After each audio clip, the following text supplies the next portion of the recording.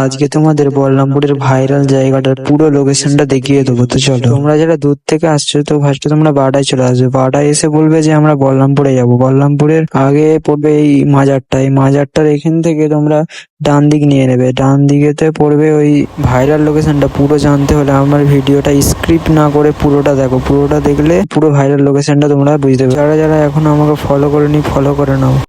তো এইখান থেকে একদম সোজা পুরো 1 থেকে 2 মিনিট যাবে। তো 1 থেকে 2 মিনিট যাওয়ার পরে দেখবে একটা মোড় চলে এসেছে। তো এই মোড় থেকে ডান দিকে একদম নেবে না, একদম পুরো সোজা চলে যাবে।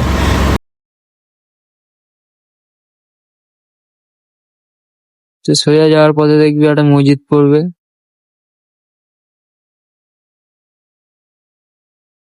তারপরে এখান থেকে 1 থেকে 2 মিনিট একদম পুরো সোজা যাবে।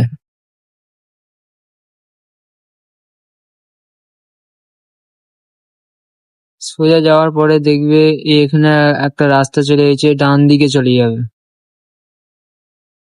ডান দিক দিয়ে গেলে ওই ভাইরাল জায়গাটা এর ভেতরেই আছে, একদম সোজা প্রথমে চলে যাবে। তারপরে একটা মোড় পড়বে, এই মোড় থেকে ডান দিক নিয়ে নেবে। তারপরে ফের সোজা চলে যাবে।